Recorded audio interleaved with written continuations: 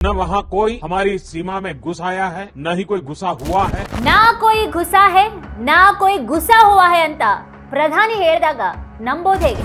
1999ರಲ್ಲಿ ವೈಫಲ್ಯ ಕಂಡಿದಂತಹ ಬಿಜೆಪಿ ರಾಷ್ಟ್ರೀಯ ಭದ್ರತೆಯ ವಿಷಯಕ್ಕೆ ಬಂದಾಗ ಈಗಲೂ ವಿಫಲವಾಗಿದೆಯಾ? ರಾಷ್ಟ್ರೀಯ ಭದ್ರತೆಯಲ್ಲಿ ಬಿಜೆಪಿಯ ಸಾಧನೆ ಹೇಗಿದೆ? ಅದಕ್ಕೆ IC-814 ಅಪಹರಣದ ಬಗ್ಗೆ ಭಯ ಯಾಕೆ? ಯುದ್ಧ ಮತ್ತು ಪ್ರತಿಕಾರದ ಬಗ್ಗೆ ಪ್ರಚೋದನಕಾರಿ ಭಾಷಣ ಬಗೆಯೋದಷ್ಟೇ ಬಿಜೆಪಿಯ ಹೆಚ್ಚುಗಾರಿಕೆನಾ? ಅರುಣಾಚಲದಲ್ಲಿ ಏನಾಗ್ತಾ ಇದೆ? ನಿಜವಾಗಿಯೂ ಕಠಿಣ ಮಾತುಗಳನ್ನು ಆಡಬೇಕಾದಂತಹ ಹೊತ್ನಲ್ಲಿ ಮೌನ, ಗೊಂದಲ ಮತ್ತು ಅಚ್ಚರಿಗಳಲ್ಲಿ ಮುಳುಗುವಂತಹ ಬಿಜೆಪಿಯ ಬಣ್ಣ ಬಯಲಾಗಿದೆಯಾ? ಮೋದಿಗೆ ಚೀನಾದ ಬಗ್ಗೆ ಭಯನಾ? ಈ ಬಗ್ಗೆ ಬಿಜೆಪಿ ಅವರೇ ಆದಂತಹ ಸುಬ್ರಹ್ಮಣ್ಯನ್ ಸ್ವಾಮಿ ಅವರು ಏನ್ ಹೇಳ್ತಾರೆ? ಚೀನಾ ಕಿಲೋಮೀಟರ್ ಗಟ್ಟಲೆ ಭಾರತದ ಗಡಿಯೊಳಗೆ ಬಂದು ಬಿಟ್ಟಿದೆ ಅನ್ನುವಂತಹ ವರದಿಗಳು ಬರ್ತಾ ಇರುವಾಗ ಮೋದಿ ಸರ್ಕಾರ ಮಾತ್ರ ಏನೂ ಆಗೇ ಇಲ್ಲ ಅನ್ನುವಂತೆ ನಟಿಸೋದು ಯಾಕೆ ಅನ್ನೋದ್ರ ಬಗ್ಗೆ ಇವತ್ತಿನ ವಿಡಿಯೋದಲ್ಲಿ ವಿವರವಾಗಿ ಹೇಳ್ತೀವಿ. ಆದ್ರೆ ಅದಕ್ಕೂ ಮುನ್ನ ನೀವಿನ್ನೂ ನಮ್ಮ ಚಾನೆಲ್ನ ಸಬ್ಸ್ಕ್ರೈಬ್ ಮಾಡಿಲ್ಲ ಅಂತ ಅಂದ್ರೆ ಈಗಲೇ ಈ ವಿಡಿಯೋ ಕೆಳಗೆ ಕಾಣ್ತಾ ಇರುವಂತಹ ಸಬ್ಸ್ಕ್ರೈಬ್ ಬಟನ್ ಹಾಗೆ ಪಕ್ಕದಲ್ಲಿರುವಂತಹ ಬೆಲ್ ಐಕಾನ್ನ ಪ್ರೆಸ್ ಮಾಡಿಬಿಡಿ. ಈ ವಿಡಿಯೋವನ್ನ ಕೊನೆವರೆಗೂ ನೋಡಿ. ನಿಮಗೆ ಇಷ್ಟ ಆದ್ರೆ ಲೈಕ್ ಮಾಡಿ, ಕಮೆಂಟ್ ಮಾಡಿ, ನಿಮ್ಮ ಬಂಧು ಮಿತ್ರರಿಗೆ ಇದರ ಲಿಂಕ್ ಅನ್ನು ವಾಟ್ಸ್ಆಪ್ ಮಾಡಿ. ಈಗ ವಿಷಯಕ್ಕೆ ಬರೋಣ. ಭಾರತದ ನೆಲದೊಳಕ್ಕೆ ಚೀನಾ ಸೇನೆ ಪ್ರವೇಶಿಸಿ ಕಾರವಾರ ನಡೆಸ್ತಾ ಇದೆ ಅನ್ನೋದು ಹಳೆಯ ಆರೋಪ ಬಿಡಿ. ಮೊನ್ನೆ ಕೂಡ ಚೀನಾ ಸೇನೆ ಅದನ್ನೇ ಮಾಡ್ಕೊಂಡು ಬಂದಿದೆ ಅನ್ನುವಂತಹ ಸುದ್ದಿಯೊಂದು ಬಂದಿದೆ. ಅರುಣಾಚಲ ಪ್ರದೇಶದ ಅಂಜಾವ್ ಜಿಲ್ಲೆಯ ಕಪಾಪು ಪ್ರದೇಶದಲ್ಲಿ ಚೀನಾ ಸೇನೆ 60 ಕಿಲೋಮೀಟರ್ ವ್ಯಾಪ್ತಿಯಷ್ಟು ಒಳಗಡೆ ಬಂದು ಬಿಟ್ಟಿರೋದಾಗಿ ವರದಿಯಾಗಿದೆ. ಬಂಡೆಗಳ ಮೇಲೆಲ್ಲ ಚೀನಿ ಅಕ್ಷರಗಳಲ್ಲಿ ಬರೆದಿರೋದು, ಚೀನಾ ಆಹಾರ ಸಾಮಗ್ರಿಗಳ ಚಿತ್ರಗಳು ವೈರಲ್ ಆಗ್ತಾ ಇದ್ದು, ಸುಮಾರು 1 ವಾರದ ಹಿಂದೆನೆ ಚೀನಾ ಸೇನೆ ಭಾರತೀಯ ಭೂ ಪ್ರದೇಶದ ಒಳಕ್ಕೆ ಬಂದಿರಬೇಕು ಅಂತ ಮೂಲಗಳನ್ನು ಉಲ್ಲೇಖಿಸಿ ವರದಿಗಳು ತಿಳಿಸಿವೆ. ಮೆಕ್ಮೋಹನ್ ಲೈನ್ನಲ್ಲಿನ ಹಾದಿಗ್ರಾ ಪಾಸ್ ಬಳಿಯ ಕೊನೆಯ ಇಂಡೋ ಟಿಬೆಟಿಯನ್ ಬಾರ್ಡರ್ ಪೊಲೀಸ್ ಶಿಬಿರ ಕಪಾಪುದಲ್ಲಿದೆ. ಆದ್ರೆ ಅದು ಈಗ ಸೇನೆ ಪ್ರವೇಶಿಸಿರುವ ಅಂಜಾವ್ ಜಿಲ್ಲೆಯ ಹತ್ತಿರದ ಆಡಳಿತ ವಲಯವಾದಂತಹ ಚಗ್ಲಗಮ್ ಮೇಕ್ಮೋಹನ್ ಲೈನ್ನಿಂದ ಸುಮಾರು 90 ಕಿಲೋಮೀಟರ್ ದೂರದಲ್ಲಿದೆ. ಗ್ಲೈಟಕ್ರು ಪಾಸ್ ಹೆಸರಿನ ಮತ್ತೊಂದು ಮೌಂಟೇನ್ ಪಾಸ್ ಚಗ್ಲಗಮ್ನಿಂದ ಸುಮಾರು 80 ಕಿಲೋಮೀಟರ್ ದೂರದಲ್ಲಿದೆ. 2022ರ ಆಗಸ್ಟ್ನಲ್ಲಿ ಕೂಡ ಇದೇ ರೀತಿ ಸಾಮಾಜಿಕ ಮಾಧ್ಯಮಗಳಲ್ಲಿ ಇಂಥದೇ ಚಿತ್ರಗಳು ವ್ಯಾಪಕವಾಗಿ ಹರಡಿದ್ವು. ಚೀನಾ ಸೇನೆ ಹಡಿಗ್ರಾ ಸರೋವರದ ಬಳಿ ಮೂಲ ಸೌಕರ್ಯ ಅಭಿವೃದ್ಧಿಯಲ್ಲಿ ತೊಡಗಿದೆ ಅನ್ನುವಂತಹ ಸೂಚನೆಗಳು ಆ ಚಿತ್ರಗಳಿಂದ ಸಿಕ್ಕಿದ್ವು. ಆ ಪ್ರದೇಶದಲ್ಲಿ 3 ಅಗೆಯುವ ಯಂತ್ರಗಳು ಕೂಡ ಕಂಡಿದ್ವು. ಚಗ್ಲಗಮ್ನಿಂದ 30 ಕಿಲೋಮೀಟರ್ಗಿಂತ ಕಡಿಮೆ ದೂರದಲ್ಲಿರುವಂತಹ ಈ ಸ್ಥಳದಲ್ಲಿ 2022ರ ಆಗಸ್ಟ್ 11ರಂದು ಭಾರತೀಯ ಸೇನೆ ಗುಪ್ತಚರ ವಿಭಾಗದ ತಂಡ ಮೇಲ್ವಿಚಾರಣೆ ಮಾಡಿದಾಗ ಚೀನಾ ಸೇನೆಯ ಶಿಬಿರ ಇದ್ದುದು ಖಚಿತ ಆಗಿದೆ. 2021ರಲ್ಲಿ NDTV ಪ್ರಸಾರ ಮಾಡಿದಂತಹ ಉಪಗ್ರಹ ಚಿತ್ರಗಳು ಕೂಡ ಅರುಣಾಚಲ ಪ್ರದೇಶದಲ್ಲಿ ಭಾರತೀಯ ನೆಲದೊಳಗೆ ಕನಿಷ್ಠ 60 ಕಟ್ಟಡಗಳ 2ನೇ ಕ್ಲಸ್ಟರ್ ನಿರ್ಮಾಣವಾಗಿರೋದನ್ನ ತೋರಿಸಿದ್ರು. 2020ರಲ್ಲಿ ಚೀನಾ ಸೇನೆ ದಿಬಾಂಗ್ ಕಣಿವೆ ಜಿಲ್ಲೆಯಲ್ಲಿ ಭಾರತೀಯ ಭೂ ಪ್ರದೇಶದೊಳಗೆ ಬಂದಿದ್ದು, 2019ರಲ್ಲಿ ಅಮಾಕೋ ಕ್ಯಾಂಪ್ನಲ್ಲಿ ಭಾರತದ ಭೂ ಪ್ರದೇಶದೊಳಗೆ ಸುಮಾರು 40 ಕಿಲೋಮೀಟರ್ ವ್ಯಾಪ್ತಿಯಲ್ಲಿನ ಡೋಯಿಮ್ರು ನಾಲಾ ಮೇಲೆ ಮರದ ಸೇತುವೆಯನ್ನ ನಿರ್ಮಿಸಿದ್ದು ಈ ಹಿಂದಿನ ಘಟನೆಗಳಾಗಿವೆ. ಇದೇ ರೀತಿ ಕಳೆದ ಕೆಲವು ವರ್ಷಗಳಿಂದ ಚೀನಾ ಸೇನೆ ಭಾರತದ ಭೂ ಪ್ರದೇಶದೊಳಕ್ಕೆ ನುಗ್ಗಿಕೊಂಡು ಬಂದಿದ್ರು ಕೂಡ ಮೋದಿ ಮತ್ತವ್ರ ಸರ್ಕಾರ ಇಲ್ಲವೇ ಇಲ್ಲ ಅಂತ ಬಾಯಿಪಾಠ ಮಾಡ್ಕೊಂಡು ಮಾತುಗಳನ್ನೇ ಒಪ್ಪಿಸ್ತಾ ಬಂದಿರೋದು ವಿಪರ್ಯಾಸ. ಚೀನಾ ವಿರುದ್ಧವಾಗಿ ಒಂದೇ ಒಂದು ಮಾತನಾಡುವಂತ ಧೈರ್ಯವನ್ನ ಮೋದಿ ಮಾಡ್ತಾ ಇಲ್ಲ. ಅಷ್ಟು ಮಾತ್ರ ಅಲ್ಲದೆ ಸೇನೆಯಿಂದ ಪ್ರಾಯಶಃ ಅಂಥದೇ ಮಾತುಗಳನ್ನ ಹೇಳಿಸಲಾಗ್ತಾ ಇದೆ. ಈಗಲೂ ಕೂಡ ಭಾರತದ ಭೂ ಪ್ರದೇಶದೊಳಗೆ ಚೀನಾ ಸೇನೆಯ ನುಗ್ಗುವಿಕೆಯ ಕುರಿತ ಮಾಧ್ಯಮ ವರದಿಗಳನ್ನ ಭಾರತ ಸೇನೆ ಅಲ್ಲಗಳೆದಿದೆ. ಯಾವುದೇ ಆಕ್ರಮಣ ನಡೆದೇ ಇಲ್ಲ ಅಂತ ಸೇನೆ ಹೇಳಿದೆ. ಆ ಪ್ರದೇಶದಲ್ಲಿ ನಿಯೋಜಿಸಲಾದಂತಹ ನಮ್ಮ ಪಡೆಗಳು ಪರಿಶೀಲನೆ ನಡೆಸಿವೆ. ಆದರೆ ಚೀನಾ ಸೇನೆ ಭಾರತದ ಭೂ ಪ್ರದೇಶದೊಳಕ್ಕೆ ಬಂದಿದೆ ಅನ್ನೋದು ಸುಳ್ಳು. ಅಂಜಾವ್ ಜಿಲ್ಲೆಯಲ್ಲಿ ಅಂತಹ ಯಾವುದೇ ಆಕ್ರಮಣ ನಡೆದಿಲ್ಲ ಅಂತ ರಕ್ಷಣಾ ಮೂಲಗಳು ಹೇಳಿರೋದಾಗಿ ಆ ಕುರಿತ ವರದಿ ಪ್ರಕಟಿಸಿದಂತಹ ಮಾಧ್ಯಮಗಳು ಸ್ಪಷ್ಟನೆ ನೀಡಿವೆ. ಆದ್ರೆ ಸತ್ಯ ಬೇರೇನೇ ಇದೆ ಅನ್ನೋದನ್ನ ಮುಚ್ಚಾಕೋದಿಕ್ ಸಾಧ್ಯ ಆಗೋದಿಲ್ಲ. ಅರುಣಾಚಲ್ ಪ್ರದೇಶದಲ್ಲಿ ಭಾರತದ ನೆಲದೊಳಕ್ಕೆ ಚೀನಾ ಸೇನೆ ಇರುವಿಕೆ ಸಾಬೀತುಪಡಿಸುವಂತಹ ಚಿತ್ರಗಳನ್ನು ಉಲ್ಲೇಖಿಸುವಂತಹ ವರದಿಯನ್ನ ಸ್ವತಃ ಬಿಜೆಪಿಯ ಸುಬ್ರಹ್ಮಣ್ಯನ್ ಸ್ವಾಮಿ ಕೂಡ ಹಂಚಿಕೊಂಡಿದ್ದಾರೆ ಮತ್ತು ಮೋದಿ ವಿರುದ್ಧ ತೀವ್ರ ವಾಗ್ದಾಳಿಯನ್ನು ನಡೆಸಿದ್ದಾರೆ. ಮೋದಿಗೆ ಚೀನಾ ವಿರುದ್ಧ ಮಾತನಾಡೋದಕ್ಕೆ ಧೈರ್ಯ ಇಲ್ಲ ಅಂತ ಕೂಡ ಸುಬ್ರಹ್ಮಣ್ಯನ್ ಸ್ವಾಮಿ ಹೇಳಿದ್ದಾರೆ. 2005ರಿಂದ 2019ರವರೆಗೆ ಚೀನಾಕ್ಕೆ ಹಲವಾರು ಬಾರಿ ಭೇಟಿ ನೀಡಿರುವಂತಹ ಮೋದಿ ಚೀನಾದ ಆತಿಥ್ಯದಿಂದ ರಾಜಿಯಾಗಿದ್ದಾರೆ ಮತ್ತು ವಿರುದ್ಧವಾಗಿ ಮಾತನಾಡೋದಕ್ಕೆ ಹೆದರ್ತಾರೆ ಅನ್ನೋದು ಸುಬ್ರಹ್ಮಣ್ಯನ್ ಸ್ವಾಮಿ ಅವರು ಮಾಡಿರುವಂತಹ ಗಂಭೀರ ಆರೋಪ. ಯಾರೂ ಬಂದಿಲ್ಲ ಅಂತ ಮೋದಿ ಕುರಿ ಹಾಗೆ ಹೇಳ್ತಾರೆ. ಲಡಾಖ್ ಮತ್ತು ಅರುಣಾಚಲಕ್ಕೆ ಭೇಟಿ ನೀಡೋದಕ್ಕೆ ಅವರು ರೆಡಿ ಇಲ್ಲ ಅಂತ ಹೇಳಿರುವ ಸ್ವಾಮಿ ಗಡಿ ಭಾಗಕ್ಕೆ ಮೋದಿ ಭೇಟಿ ನೀಡಬೇಕನ್ನೋದು ಜನರ ಒತ್ತಾಯ ಆಗಿದೆ ಅಂತ ಹೇಳಿದ್ದಾರೆ. ಈ ರೀತಿ ಅವ್ರದೇ ಪಕ್ಷದ ನಾಯಕರೇ ದಿಟ್ಟತನದಿಂದ ಮೋದಿ ಹುಳುಕುಗಳನ್ನ, ಮೋದಿಗಿರುವಂತಹ ಭಯವನ್ನ, ಮೋದಿ ಮರೆಮಾಚುತ್ತಾ ಇರುವಂತಹ ಸತ್ಯಗಳನ್ನ ಬಯಲಿಗೆ ತರ್ತಾ ಇದ್ದಾರೆ. ಎಲ್ರಿಗೂ ಗೊತ್ತಿರೋ ಹಾಗೆ ಇದೇ ಬಿಜೆಪಿ ಪ್ರತಿಪಕ್ಷದ ಸ್ಥಾನದಲ್ಲಿ ಕುಳಿತಾಗ ಮಾಡ್ತಿದ್ದದ್ದು ಯಾವಾಗಲೂ ಯುದ್ಧ ಮತ್ತು ಪ್ರತಿಕಾರದ ಬಗ್ಗೆ ಪ್ರಚೋದನಕಾರಿಯಾಗಿ ಬೊಬ್ಬೆ ಹೊಡೆಯುವಂಥ ಕೆಲಸ. ಆದರೆ ಯಾವಾಗ ಅಧಿಕಾರಕ್ಕೆ ಬಂತೋ ಅದರ ಅಬ್ಬರ ಆವೇಶಗಳೆಲ್ಲ ಎಲ್ಲಿ ಜಾರ್ತೋ ಗೊತ್ತಿಲ್ಲ. ನೇಪಥ್ಯದಲ್ಲಿ ಹೂಂಕರಿಸ್ತಾ ಇದ್ದವರು ತಾವೇ ಎದುರಿಸಬೇಕಾಗಿ ಬಂದಾಗ ಧೈರ್ಯ ಹುಡುಗದವ್ರ ಹಾಗೆ ತೆಪ್ಪಗಾಗಿದ್ದಾರೆ. ಬಿಜೆಪಿಯ ಬಣ್ಣ ಅದರ ಮೌನದಲ್ಲಿ, ಅದರ ಗೊಂದಲಗಳಲ್ಲಿ, ತಾನೇ ಅಚ್ಚರಿಯಲ್ಲಿ ಮುಳುಗೋಗುವ ಅದರ ರೀತಿಯಲ್ಲಿ ಬಯಲಾಗಿ ಹೋಗ್ತಾ ಇದೆ. ಈ ಬಗ್ಗೆ ಪತ್ರಕರ್ತೆ ಹಾಗೂ ತೃಣಮೂಲ ಕಾಂಗ್ರೆಸ್ ಸಂಸದೆ ಸಾಗರಿಕಾ ಘೋಷ್ ಅವರು ದಿ ಪ್ರಿಂಟ್ ವೆಬ್ಸೈಟ್ಗೆ ಬರೆದಿದ್ದಾರೆ. ಅವರ ಕೆಲವು ವಿಚಾರಗಳನ್ನು ಇಲ್ಲಿ ಗಮನಿಸೋಣ. ಕಂದಹಾರ್ ವಿಮಾನ ಅಪಹರಣ ಕುರಿತಾದಂತಹ ನೆಟ್ಫ್ಲಿಕ್ಸ್ ವೆಬ್ ಸಿರೀಸ್ ವಿಚಾರವಾಗಿ ಇತ್ತೀಚೆಗೆ ಬಿಜೆಪಿ ಎಬ್ಬಿಸಿದಂತಹ ವಿವಾದದ ಬಗ್ಗೆ ಪ್ರಸ್ತಾಪಿಸುವಂತಹ ಘೋಷ್, ವೆಬ್ ಸಿರೀಸ್ನಲ್ಲಿ ಪಾತ್ರಗಳ ಹೆಸರುಗಳ ಬಗ್ಗೆ ಬಿಜೆಪಿ ಎತ್ತಿದಂತಹ ತಕರಾರಿನ ಹಿಂದಿರುವ ಬೇರೆಯದೇ ಮರ್ಮದ ಬಗ್ಗೆ ಅವರು ಹೇಳ್ತಾರೆ. ನೆಟ್ಫ್ಲಿಕ್ಸ್ ಸರಣಿಯಲ್ಲಿ 5 ಅಪಹರಣಕಾರರಾದ ಸನ್ನಿ ಅಹಮದ್ ಖಾಜಿ, ಶಾಕಿರ್ ಮಿಸ್ತ್ರಿ, ಜಹೂರ್ ಇಬ್ರಾಹಿಂ, ಶಾಹಿದ್ ಅಖ್ತರ್ ಸಯೀದ್ ಮತ್ತು ಇಬ್ರಾಹಿಂ ಅಥರ್ ಅವರಲ್ಲಿ ಇಬ್ಬರದು ಹಿಂದೂ ಹೆಸರುಗಳಾದ ಶಂಕರ್ ಮತ್ತು ಭೋಲಾ ಅಂತ ಇರೋದು ಕುರಿತು ತಕರಾರು ಬಿಜೆಪಿ ಆಕ್ರೋಶಕ್ಕೆ ಬರೀ ತೋರಿಕೆ ಕಾರಣ ಅಂತ ಹೇಳ್ತಾರೆ ಘೋಷ್. ಅಷ್ಟಕ್ಕೂ ಅಪಹರಣಕಾರರು ತಮ್ಮ ಗುರುತನ್ನು ಮರೆಮಾಚೋದಿಕ್ಕೆ ನಿಕ್ನೇಮ್ಗಳನ್ನ ಇಟ್ಕೊಂಡಿದ್ದನ್ನ ಮತ್ತು ಹೈಜಾಕ್ ಸಂದರ್ಭದಲ್ಲಿ ಉದ್ದಕ್ಕೂ ಅವ್ರು ಆ ಹೆಸರುಗಳನ್ನೇ ಬಳಸಿದ್ರು ಅನ್ನೋದನ್ನ ಹೈಜಾಕ್ ಪ್ರಕರಣಕ್ಕೆ ಸಾಕ್ಷಿಯಾಗಿದ್ದವ್ರು ಹೇಳಿರೋದು ದಾಖಲಾಗಿದೆ. ಹೈಜಾಕ್ ಪ್ರಕರಣದ ಕೆಲ ದಿನಗಳ ನಂತರ ಅಷ್ಟೇ ಅಪಹರಣಕಾರರ ನಿಜವಾದ ಹೆಸರುಗಳು ಬಯಲಾಗಿದ್ವು. ವೆಬ್ ಸಿರೀಸ್ ಪಾಕಿಸ್ತಾನದ ISI ಪಾತ್ರದ ಬಗ್ಗೆ ಸಾಕಷ್ಟು ಹೇಳ್ತಾ ಇಲ್ಲ ಅಂತ ಬಿಜೆಪಿ ಆರೋಪ ಮಾಡಿದ್ರು. ನೆಟ್ಫ್ಲಿಕ್ಸ್ ಬಹಿಷ್ಕಾರಕ್ಕೆ ಬಿಜೆಪಿ ಬೆಂಬಲಿಗರು ಒತ್ತಾಯಿಸಿದ್ರು.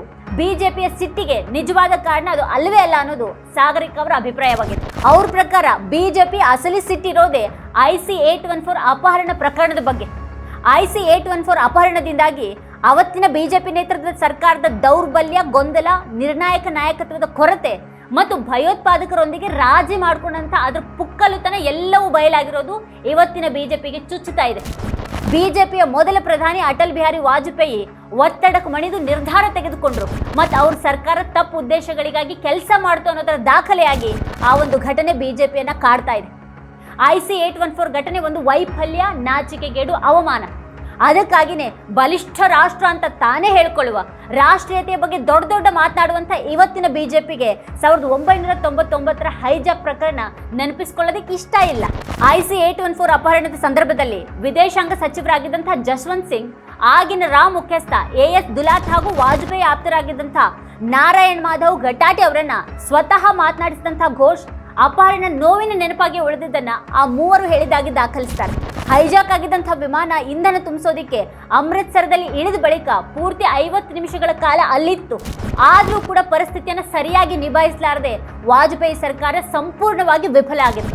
ವಿಮಾನ ಅಪಹರಣದ ಬಗ್ಗೆ ತಿಳಿದಾಗ ವಾಜಪೇಯಿ ಅವರು ಸಂಪೂರ್ಣ ಆಘಾತಗೊಂಡಿದ್ರು ಅಂತ ಘಟಾಟೆ ನೆನಪಿಸಿಕೊಂಡಿದ್ರ ಬಗ್ಗೆ ಸಾಗರಿಕಾ ಉಲ್ಲೇಖಿಸಿದ್ದಾರೆ. ಅಮೃತ್ಸರದ ರಾಜಾ ಸಾನ್ಸಿ ವಿಮಾನ ನಿಲ್ದಾಣದಲ್ಲಿ ನಿಂತಿದ್ದಾಗಲೂ ಕೂಡ IC-814 ಅನ್ನು ನಿಶ್ಚಲಗೊಳಿಸೋದಕ್ಕೆ ವಾಜಪೇಯಿ ಸರ್ಕಾರ ವಿಫಲ ಆಯಿತು. ಅಪಹರಣಕಾರರು ವಿಮಾನಕ್ಕೆ ತುರ್ತಾಗಿ ಇಂಧನ ತುಂಬಿಸಬೇಕು ಅಂತ ಒತ್ತಾಯ ಮಾಡಿದಾಗ ಉದ್ವಿಗ್ನ ಸ್ಥಿತಿ ಕಂಡಿತ್ತು. ಅಪಹರಣಕಾರರು ಪ್ರಯಾಣಿಕರನ್ನ ಕೊಲ್ಲಬಹುದು ಅನ್ನುವಂಥ ಆತಂಕ ಇತ್ತು. ವಾಜಪೇಯಿ ಸರ್ಕಾರ ರಚನೆ ಮಾಡಿದಂತಹ ಬಿಕ್ಕಟ್ಟು ನಿರ್ವಹಣಾ ತಂಡ ತನ್ನೆದುರಿನ ಆಯ್ಕೆಗಳ ಬಗ್ಗೆ ಚಿಂತಿಸುತ್ತಲೇ ಇತ್ತು. ಸ್ಥಳಕ್ಕೆ ಬರಬೇಕಾಗಿದ್ದಂಥ NSG ಮನೇಸರ್ ಮತ್ತು ದೆಹಲಿ ವಿಮಾನ ನಿಲ್ದಾಣದ ನಡುವಿನ ಟ್ರಾಫಿಕ್ ಜಾಮ್ನಲ್ಲಿ ಸಿಕ್ಕಾಕೊಂಡಂಥ ಪರಿಣಾಮವಾಗಿ ಸಮಯಕ್ಕೆ ಸರಿಯಾಗಿ ಅಮೃತ್ಸರ್ ವಿಮಾನ ನಿಲ್ದಾಣ ಮುಟ್ಟೋದಿಕ್ ಆಗಲಿಲ್ಲ ಅಂತ ಅದಾದ ನಂತರ ವರದಿಯಾಗಿದೆ. ಈ ನಡುವೆ ಅಪಹರಣಕಾರರು ಭಾರತದ ಕಮಾಂಡೋ ಕಾರ್ಯಾಚರಣೆ ಸಾಧ್ಯತೆಯ ಭಯದಿಂದಾಗಿ ಉದ್ವೇಗಕ್ಕೆ ಒಳಗಾಗತೊಡಗಿದ್ರು. ಪ್ರಯಾಣಿಕರಿಗೆ ಅಪಾಯವನ್ನುಂಟು ಮಾಡುವಂತಹ ಬೆದರಿಕೆ ಅವರಿಂದ ಬರತೊಡಗಿತ್ತು. 25 ವರ್ಷದ ರುಪಿನ್ ಕತ್ಯಾಲ್ ಅನ್ನುವಂಥ ಪ್ರಯಾಣಿಕನನ್ನ ಪದೇ ಪದೇ ಇರಿದಿದ್ರು. ತೀವ್ರವಾಗಿ ರಕ್ತಸ್ರಾವವಾಗೋದಕ್ಕೆ ಶುರುವಾಗಿ ಕಡೆಗೆ ಕತ್ಯಾಲ್ ಸಾವನ್ನಪ್ಪಿದ್ರು. ವಿಮಾನ ಟೇಕ್ ಆಫ್ ಮಾಡೋದಕ್ಕೆ ಅಪಹರಣಕಾರರು ಕೂಗಾಡ್ತಾ ಇದ್ದಾಗ ಕಡೆಗೂ ಇಂಧನ ತುಂಬಿಸ್ಕೊಳ್ಳದೆ ವಿಮಾನ ಲಾಹೋರ್ ಕಡೆಗೆ ಹಾರಿತು. ಲಾಹೋರ್ನಲ್ಲಿ ಇಳಿದು ಇಂಧನವನ್ನ ತುಂಬಿಸಿಕೊಂಡು ದುಬೈ ಹೊರಗಿನ ವಾಯುನೆಲೆಯಲ್ಲಿ ಇಳಿದಿತ್ತು. ದೆಹಲಿಯಲ್ಲಿ ಪ್ರಯಾಣಿಕರ ಆತಂಕಗೊಂಡಂತಹ ಸಂಬಂಧಿಗಳ ದುಃಖ ಮತ್ತು ಉದ್ವೇಗ ಹೆಚ್ಚಾಗತೊಡಗಿತು. ವಾಜಪೇಯಿ ಸರ್ಕಾರ ಒತ್ತಡಕ್ಕೆ ಸಿಲುಕಿತು. ಅಪಹರಣಕಾರರು ತಾಲಿಬಾನ್ ನಿಯಂತ್ರಿತ ಅಫ್ಘಾನಿಸ್ತಾನದ ಕಂದಹಾರ್ಗೆ ವಿಮಾನವನ್ನ ಕೊಂಡೊಯ್ದಿತ್ತು. ಅಂತಿಮವಾಗಿ ಭಾರತ ಸರ್ಕಾರ ಮಸೂದ್ ಅಜರ್ ಸೇರಿದಂತೆ 3 ಮೋಸ್ಟ್ ವಾಂಟೆಡ್ ಉಗ್ರರನ್ನ ಬಿಡುಗಡೆ ಮಾಡೋದ್ರೊಂದಿಗೆ ಪ್ರಕರಣ ಬಗೆಹರಿದಿತ್ತು. ಅಜರ್ ಅದಾದ ನಂತರ 2001ರಲ್ಲಿ ಸಂಸತ್ತಿನ ಮೇಲೆ ದಾಳಿ ಯೋಜನೆ ಮತ್ತು 2019ರ ಪುಲ್ವಾಮಾ ದಾಳಿಯಲ್ಲಿ ಭಾಗಿಯಾಗಿದ್ದ ಅನ್ನುವಂಥ ಆರೋಪಗಳಿವೆ. ಇದೆಲ್ಲದಕ್ಕಿಂತ ಅವಮಾನಕರ ಸಂಗತಿ ಏನು ಅಂತ ಅಂದ್ರೆ, ತಾಲಿಬಾನ್ಗೆ ಹಸ್ತಾಂತರಿಸೋದಿಕ್ಕೆ ಭಯೋತ್ಪಾದಕರನ್ನ ಕಂದಹಾರ್ಗೆ ಕರೆದೊಯ್ದಿದ್ದು ಬೇರೆ ಯಾರೂ ಅಲ್ಲ, ಅವರು ಸ್ವತಃ ವಿದೇಶಾಂಗ ಸಚಿವ ಜಸ್ವಂತ್ ಸಿಂಗ್ ಆಗಿದ್ರು ಅಂತ ಸಾಗರಿಕಾ ಘೋಷ್ ಬರೀತಾರೆ. ಸಿಂಗ್ ಕಂದಹಾರ್ಗೆ ತೆರಳಿದ ನಂತರ ಅವ್ರು ಹೋಗಿದ್ರ ಅಂತ ಅಸಹಾಯಕ ವಾಜಪೇಯಿ ದಿಗ್ಭ್ರಮೆಯಿಂದ ಕೇಳಿದ್ರಂತೆ. ಬಲಿಷ್ಠ ರಾಷ್ಟ್ರೀಯವಾದಿ ಅಂತ ಅಂದ್ಕೊಳ್ತಿದ್ದಂಥ ಸರ್ಕಾರದ ಮಂತ್ರಿಯೊಬ್ರು ಉಗ್ರರ ಬೆಂಗಾವಲಾಗಿ ಹೋಗಿದ್ದಂಥ ಆ ಸಂದರ್ಭ ಉಗ್ರರ ಬೇಡಿಕೆಗಳಿಗೆ ಭಾರತ ಸಂಪೂರ್ಣ ಶರಣಾಗಿದ್ದನ್ನು ತೋರಿಸಿತ್ತು. ವಾಜಪೇಯಿ ಸರ್ಕಾರದ ಎಲ್ಲಾ ಉನ್ನತ ಅಧಿಕಾರಿಗಳು ಮಾಧ್ಯಮಗಳಿಂದ ಕಟ್ಟು ಟೀಕೆಗೊಳಗಾಗಿದ್ರು. ಆ ಸಮಯದಲ್ಲಿ ವಾಜಪೇಯಿ ಅವರ ಅಗ್ರ ತಂಡದಲ್ಲಿದ್ದು ಮತ್ತೆ ಯಾರು ಅಲ್ಲ, ಈಗಿನ ರಾಷ್ಟ್ರೀಯ ಭದ್ರತಾ ಸಲಹೆಗಾರ ಅಜಿತ್ ಕುಮಾರ್ ದೋವಲ್ ಅಂತ ಸಾಗರಿಕ ಉಲ್ಲೇಖ ಮಾಡಿದ್ದಾರೆ. ನರೇಂದ್ರ ಮೋದಿ ನೇತೃತ್ವದ ಈ ಹೊಸ ಬಿಜೆಪಿ ವಾಜಪೇಯಿ ನೇತೃತ್ವದ ಹಳೆಯ ಬಿಜೆಪಿಯನ್ನ ಮರೆಯೋದಿಕ್ಕೆ ಬಯಸೋದ್ರಲ್ಲಿ ಆಶ್ಚರ್ಯ ಇಲ್ಲ. ಹಳೆಯ ಬಿಜೆಪಿ ಹಿಂದುತ್ವದ ಸೈದ್ಧಾಂತಿಕ ಅಜೆಂಡಾ ಬಗ್ಗೆ ತೀವ್ರವಾಗಿರಲಿಲ್ಲ. IC-814 ಹೈಜಾಕ್ ಮತ್ತು ಕಾರ್ಗಿಲ್ ಯುದ್ಧದಂತಹ ವಿಪತ್ತುಗಳನ್ನು ತಂದುಕೊಂಡಿತ್ತು. ಆ ದಿನಗಳಲ್ಲಿ ಪ್ರಮುಖ ಭಯೋತ್ಪಾದಕ ದಾಳಿಗಳು ನಡೆದು ಅಂತ ಘೋಷ್ ಬರೆದಿದ್ದಾರೆ. 1999ರಲ್ಲಿ ಕಾರ್ಗಿಲ್ನಲ್ಲಿ ಪಾಕಿಸ್ತಾನಿ ಪಡೆಗಳು ಭಾರತದೊಳಗೆ ಬಂದವು. ಅದೇ ವರ್ಷನೇ IC-814 ಹೈಜಾಕ್ ಮಾಡಲಾಯಿತು. 2001ರಲ್ಲಿ ಸಂಸತ್ತಿನ ಮೇಲೆ ಉಗ್ರರ ದಾಳಿ ನಡೀತು. ಜಮ್ಮು ಕಾಶ್ಮೀರ ವಿಧಾನಸಭೆ ಮೇಲೆ ಕೂಡ ದೊಡ್ಡ ದಾಳಿಯಾಗಿತ್ತು. PV ನರಸಿಂಹರಾವ್ ಪ್ರಧಾನಿಯಾಗಿದ್ದಂಥ ಹೊತ್ತಿನಲ್ಲಿ ಅಬ್ಬರದ ಮಾತಾಡ್ತಿದ್ದಂಥ ವಾಜಪೇಯಿ ಅವರು 1993ರ ಮುಂಬೈ ದಾಳಿಗಾಗಿ ದಾವೂದ್ ಇಬ್ರಾಹಿಂನನ್ನ ತಕ್ಷಣವೇ ಸೆರೆ ಹಿಡಿಯೋದಕ್ಕೆ ಒತ್ತಾಯಿಸಿದಂತಹ ಬಿಜೆಪಿ ಅಧಿಕಾರಕ್ಕೆ ಬಂದ ನಂತರ ಅಂತಹ ಸಂದರ್ಭದಲ್ಲಿನ ಭೌಗೋಳಿಕ ರಾಜಕಾರಣದ ಕಠೋರ ವಾಸ್ತವಗಳನ್ನು ಎದುರಿಸಿದೆ ಮತ್ತು ತನ್ನದೇ ದುರಹಂಕಾರದ ಮಿತಿಗಳನ್ನು ಕೂಡ ಅದು ಎದುರಿಸಬೇಕಾಯಿತು. ವಿರೋಧ ಪಕ್ಷದಲ್ಲಿದ್ದಂತಹ ಬಿಜೆಪಿ ಯಾವಾಗಲೂ ಯುದ್ಧ ಮತ್ತು ಪ್ರತಿಕಾರದ ಬಗ್ಗೆ ಆವೇಶದ ಮಾತಾಡ್ತಾ ಇತ್ತು. ಆದರೆ 1990ರ ದಶಕದ ಕಡೆಯಲ್ಲಿ ತಾನೇ ಅಧಿಕಾರಕ್ಕೆ ಬಂದಂಥ ಹೊತ್ತಿನಲ್ಲಿ ಅಬ್ಬರಿಸೋದೇ ಮರ್ತು ಹೋಗಿತ್ತು ಮತ್ತು ಅದರ ನಿಜವಾದ ಬಣ್ಣ ಬಯಲಿಗೆ ಬಿದ್ದಿತ್ತು. 2001ರ ಸಂಸತ್ ದಾಳಿಯ ನಂತರ ವಾಜಪೇಯಿ ಸರ್ಕಾರ ಆಪರೇಷನ್ ಪರಾಕ್ರಮ್ಗೆ ಆದೇಶ ನೀಡಿತು. ಆದರೆ ಅದು ವ್ಯೂಹಾತ್ಮಕ ವೈಫಲ್ಯ ಅನ್ನುವಂಥ ಟೀಕೆಗೆ ತುತ್ತಾಯಿತು. 10 ತಿಂಗಳ ಕಾಲ ವಾಜಪೇಯಿ ಅವರು ಯಾವುದೇ ಸ್ಪಷ್ಟ ಸೂಚನೆ ಇಲ್ಲದೆ ಸೇನೆ ಪಾಕಿಸ್ತಾನದ ಗಡಿಯಲ್ಲಿ ಸಂಪೂರ್ಣ ಸನ್ನದ ಸ್ಥಿತಿಯಲ್ಲಿತ್ತು. 800 ಸೈನಿಕರು ಬಲಿಯಾಗಿದ್ರು ಮತ್ತು ಕೋಟಿಗಟ್ಟಲೆ ಮೌಲ್ಯದ ಮದ್ದು ಗುಂಡುಗಳು ವ್ಯರ್ಥವಾಗಿದ್ರು. ಈಗ ಮೋದಿ ನೇತೃತ್ವದ ಹೊಸ ಬಿಜೆಪಿ 56 ಇಂಚಿನ ಎದೆ, ತೋಳ್ಬಲ, ರಾಷ್ಟ್ರೀಯತೆ ಅಂತೆಲ್ಲ ಬೀಗ್ತಾ ವಾಜಪೇಯಿ ಕಾಲದ ವೈಫಲ್ಯಗಳನ್ನು ಅಳಿಸೋದಿಕ್ಕೆ ಬಯಸ್ತಾ ಇದೆ. ಹಿಂದಿನ ಮನಮೋಹನ್ ಸಿಂಗ್ ಸರ್ಕಾರ ದುರ್ಬಲವಾಗಿತ್ತು ಮತ್ತು ಮೋದಿ ಅವಧಿ ಸಶಕ್ತ ಅಂತ ಬಿಂಬಿಸೋದಿಕ್ಕೂ ಕೂಡ ಮೋದಿ ಸರ್ಕಾರ ಬಯಸಿದೆ ಅಂತ ಹೇಳ್ತಾರೆ ಘೋಷ್. ಪಾಕಿಸ್ತಾನದೊಂದಿಗಿನ ಮಾತುಕತೆ ಸ್ಥಗಿತಗೊಳಿಸಲಾಗಿದೆ ಮತ್ತು 2019ರಲ್ಲಿ ಬಾಲಾಕೋಟ್ನಲ್ಲಿ ವೈಮಾನಿಕ ದಾಳಿ ನಡೆಸಲಾಯಿತು. ಆದರೆ ಅವರ ನೆಲದಲ್ಲೇ ಹೊಡೆದು ಹಾಕ್ತೇವೆ ಅನ್ನುವಂಥ ತೋಳ್ಬಲದ ರಾಜತಾಂತ್ರಿಕತೆಯಲ್ಲಿ ಮೋದಿ ಸರ್ಕಾರ ನಿಜವಾಗಿಯೂ ಗೆದ್ದಿದೆಯಾ ಅನ್ನುವಂಥ ಪ್ರಶ್ನೆಯನ್ನ ಸಾಗರಿಕ ಘೋಷ್ ಎತ್ತಿದ್ದಾರೆ. ಇತ್ತೀಚಿನ ವರದಿಗಳ ಪ್ರಕಾರ ಚೀನಾ 2000 ಚದರ ಕಿಲೋಮೀಟರ್ ಭಾರತೀಯ ಭೂಪ್ರದೇಶವನ್ನು ಆಕ್ರಮಿಸಿಕೊಂಡಿದೆ. ಭಾರತ ಮತ್ತು ಚೀನಾ ಕಾರ್ಪ್ಸ್ ಕಮಾಂಡರ್ಗಳ ನಡುವೆ 21 ಸುತ್ತಿನ ಮಾತುಕತೆಗಳು ನಡೆದಿವೆ. ಗಡಿ ವಿವಾದನೇ ಇಲ್ಲ ಅನ್ನೋದಾಗಿದ್ರೆ ಕಾರ್ಪ್ಸ್ ಕಮಾಂಡರ್ಗಳು ಚರ್ಚೆ ಮಾಡೋದು ಏನಿರುತ್ತೆ? 2020ರಲ್ಲಿ ಗಾಲ್ವಾನ್ ಕಣಿವೆಯಲ್ಲಿ ಚೀನಾದೊಂದಿಗಿನ ಘರ್ಷಣೆಯಲ್ಲಿ ಭಾರತದ 20 ಸೈನಿಕರು ಪ್ರಾಣ ಕಳೆದುಕೊಂಡ್ರು.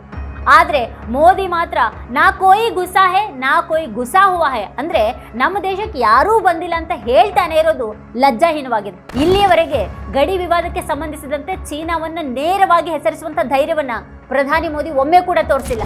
2014ರಲ್ಲಿ ಮೋದಿ ಸಬರ್ಮತಿ ದಡದಲ್ಲಿ ಚೀನಾ ಅಧ್ಯಕ್ಷ ಕ್ಸಿ ಜಿನ್ಪಿಂಗ್ ಅವರೊಂದಿಗೆ ಉಯ್ಯಾಲೆಯಲ್ಲಿ ಕುಳಿತಿದ್ರು. ಆದರೆ ಇವತ್ತು ಭಾರತ ಚೀನಾವನ್ನ ತನ್ನ ನೆಲದಿಂದ ಹೊರ ಹಾಕೋದಿಕ್ಕೆ ಹೆಣಗಾಡ್ತಾ ಇದೆ. ಅವರ ನೆಲದಲ್ಲೇ ಹೊಡೆದು ಹಾಕ್ತೀವಿ ಅನ್ನುವಂಥ ಮೋದಿ ಅಬ್ಬರ ಚೀನಾ ಮಹಾಗೋಡೆ ಎದುರಲ್ಲಿ ಉಡುಗೋಗಿದೆ. 1999ರಲ್ಲಿ 3 ಭಯೋತ್ಪಾದಕರ ಬಿಡುಗಡೆ ನಿರ್ಧಾರದಲ್ಲಿ ವಾಜಪೇಯಿ ಅವರ ಸಮ್ಮಿಶ್ರ ಸರ್ಕಾರದ ಪಾಲುದಾರ ಪಕ್ಷಗಳು ಕೂಡ ಹೊಣೆ ಹೊರಬೇಕು ಅನ್ನುವಂಥ ಬಿಜೆಪಿ ಬೆಂಬಲಿಗರ ವಾದ ಅಸಹ್ಯಕರ ಅಂತ ಸಾಗರಿಕ ಬರೆದಿದ್ದಾರೆ. ಎಲ್ಲಾ ರಾಷ್ಟ್ರೀಯ ಭದ್ರತಾ ನಿರ್ಧಾರಗಳನ್ನ ಸಾಮಾನ್ಯವಾಗಿ ವಾಜಪೇಯಿ ಅವರು ಸುತ್ತ ಇದ್ದಂತಹ ತಂಡನೇ ತೆಗೆದುಕೊಂಡಿದ್ದಾಗ ಬೇರೆಯವ್ರ ತಲೆಗೆ ಹಾಕೋದನ್ನ ಕಟ್ಟೋದಿಕ್ಕೆ ನೋಡ್ಲಾಗತ್ತೆ. ರಾಷ್ಟ್ರೀಯ ಭದ್ರತಾ ವಿಚಾರದಲ್ಲಿ ಏನಂದ್ರೆ ಏನನ್ನೂ ಮಾಡದ ಬಿಜೆಪಿ ಅದನ್ನ ಮರೆಮಾಚೋದಿಕ್ಕೆ ವೆಬ್ ಸಿರೀಸ್ ಬಗ್ಗೆ ಗದ್ದಲ ಎಬ್ಬಿಸಿತು. ಪ್ರತಿಪಕ್ಷವಾಗಿದ್ದಾಗ ಸರ್ಕಾರಗಳ ಮೇಲೆ ಕೆಂಡದ ಮಳೆಯನ್ನೇ ಸುರಿಸುವಂತ ಬಿಜೆಪಿ ತಾನೇ ಅಧಿಕಾರದಲ್ಲಿದ್ದಂಥ ಹೊತ್ತಿನಲ್ಲಿ ಮಾತ್ರ ಇದ್ದಿಲಿನಂತಾಗಿದೆ. ಸಾಗರಿಕ ಅವರು ಹೇಳಿರೋ ಹಾಗೆ ಬಿಜೆಪಿ ಸರ್ಕಾರ ಹಲವಾರು ಸಂದರ್ಭಗಳಲ್ಲಿ ದುರ್ಬಲ, ಭಯಭೀತ ಮತ್ತು ತೀರ್ಮಾನ ತೆಗೆದುಕೊಳ್ಳಾರದಂಥ ಅವಸ್ಥೆಯಲ್ಲಿ ಕಾಣಿಸುತ್ತೆ. ಮತ್ತು ಅದಕ್ಕಾಗಿಯೇ IC-814 ಅಪಹರಣ ಬಿಜೆಪಿ ನೆನಪಿಸಿಕೊಳ್ಳೋದಕ್ಕೆ ಬಯಸಿದಂಥ ಘಟನೆಯಾಗಿದೆ. ಕಡೆಯದಾಗ ಒಂದು ಮಾತು, ಅವತ್ತು ವಾಜಪೇಯಿ ಅವರು ತೀರ್ಮಾನ ತೆಗೆದುಕೊಳ್ಳಲಾಗದೆ ವಿಫಲರಾಗಿದ್ರು. ಇವತ್ತು ಮೋದಿ ಮೌನದ ಹಿಂದೆ ತನ್ನ ಭಯವನ್ನ ವಿಫಲತೆಯನ್ನು ಅಡಗಿಸೋದಿಕ್ಕೆ ನೋಡ್ತಾರೆ. ಆದರೆ ಅವ್ರ ಮೌನ ಈ ಹಿಂದಿನಂತೆ ಅವರ ಜಾಣತನವಾಗಿ ಉಳಿಯದೆ ಅವರನ್ನ ಕಾಯುವಂಥ ಕವಚಾನೂ ಆಗದೆ ಅವರನ್ನ ಇನ್ನಷ್ಟು ಬಣ್ಣಗೇಡು ಮಾಡ್ತಾ ಇದೆ ಅನ್ನೋದಂತೂ ಸತ್ಯ ಇಲ್ಲ. ಇದೇ ಈ ಹೊತ್ತಿನ ಸ್ಪೆಷಲ್. ನೋಡ್ತಾ ಇರಿ ವಾರ್ತಾ ಭಾರತಿ. ನೀವಿನ್ನು ವಾರ್ತಾ ಭಾರತಿ ಯೂಟ್ಯೂಬ್ ಚಾನಲ್ನ ಸಬ್ಸ್ಕ್ರೈಬ್ ಮಾಡಿಲ್ಲ ಅಂತಂದ್ರೆ ಈ ಕೂಡಲೇ ಸಬ್ಸ್ಕ್ರೈಬ್ ಮಾಡಿ, ಹಾಗೆ ಪಕ್ಕದಲ್ಲಿರುವಂಥ ಬೆಲ್ ಐಕಾನ್ನ ಪ್ರೆಸ್ ಮಾಡಿ ನಮ್ಮನ್ನ ಬೆಂಬಲಿಸಿ.